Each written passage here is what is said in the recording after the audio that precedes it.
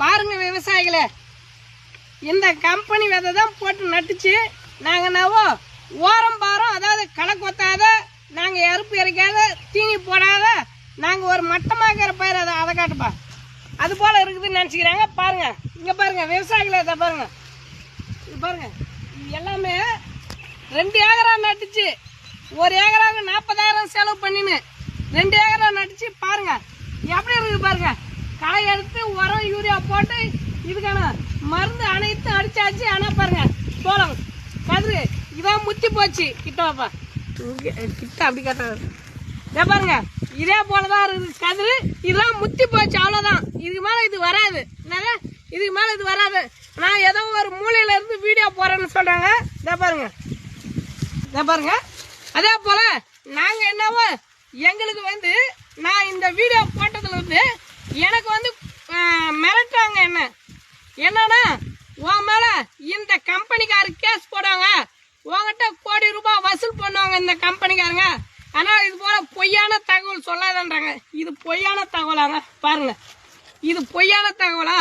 இருக்கிற உண்மையை சொல்றான். அதாவது விவசாயிகளே, இது போல ஃப்ராடு கம்பெனி நம்பி ஏமாறாதீங்க. நாங்க ஏமாந்துட்டோம். இப்போ ஒண்ணு இவங்க கிட்ட நாங்க போய் நஷ்டஈடு கேட்டு குடுத்துட்டு போறது கிடையாது. அப்ப குத்துற போறது கிடையாது, நான் வாங்கிட போறது கிடையாது.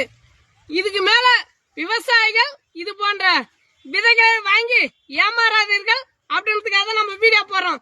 நானாவோ களை கொத்தாத மாதிரியும் எறுப்பு இறைக்காத மாதிரியும் தீனி வைக்காத மாதிரி தான் சொல்றாங்க சில பேரு.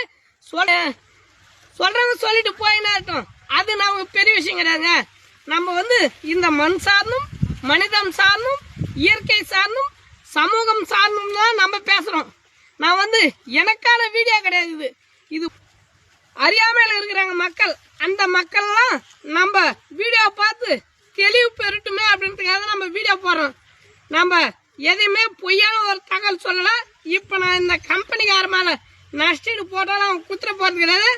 இந்த கம்பெனிக்காரன் ஏன் மேல நஷ்டீடு போடணும். என்னது, நான் சொன்ன உண்மைக்கு ஏன் மேல நஷ்டீடு போடணும். பாருங்க, இதுக்கு நம்பாளுங்களே அவங்களுக்கு ஜாடா தட்டாங்க.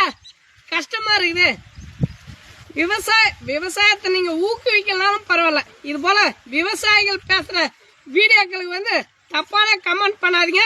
அப்படி கமெண்ட் பண்ணவங்க நீங்க லைக் பண்ண தேவையில்ல, நீங்க சப்ஸ்கிரிப்ஷன் பண்ண தேவையில்ல. விவசாயம் பிடிக்கும், விவசாயம் வாழணும்னா நம்ம இந்த மண் சார்ந்தும் மனிதம் சார்ந்தும் இயற்கை சார்ந்தும் சமூகம் சார்ந்தும் பேசுறோம். அப்படி உங்களுக்கு பிடிச்சதா நம்ம சேனலை சப்ஸ்கிரிப்ஷன் பண்ணுங்க, எங்களுக்கும் லைக் பண்ணுங்க, கமெண்ட் பண்ணுங்க. ஆனா வந்து பொய்யான தகவல் நான் சொல்றேன்னு சொல்லாதீங்க.